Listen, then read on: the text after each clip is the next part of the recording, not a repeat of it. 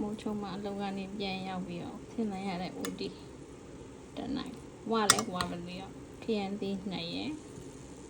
အဲ့ဒီနဲ့ဝတ်သားနဲ့နှတ်ထားရရဲ့ငပိရေကျိုးရဲ့အဲ့ပါရနေထားပါလေ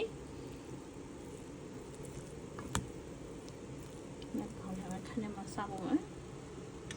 ဒါကသူ့ကြေကျော်ခရမ်းသီးနဲ့ဝတ်သားနဲ့ငပိရေတို့နဲ့ဆက်ပဲရှင်းနေထား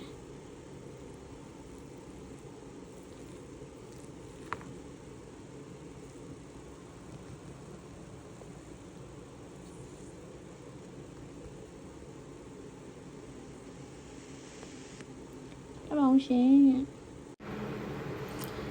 ထားကြပါဦးရှင်ညမိုးချုံမှပြန်ရောက်ပြီးတကလားမစားတော့လုံးနေ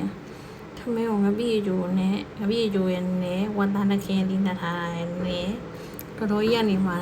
ဝတ်သားနဲ့ဇီးပြူလေးနှက်ထားတာနဲ့နေပြီးတကလားသူကျေကြော်လေးနဲ့ဆက်ပါမယ်ဝါလဲဝါပတိရောမတက်နိုင်ဘူးဖိုက်စားတယ်စားပြီ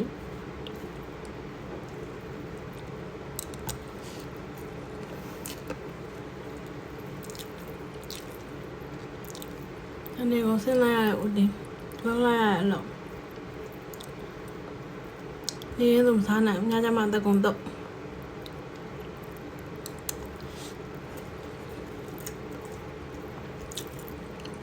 ဖာမလောက်ခဲ့တော့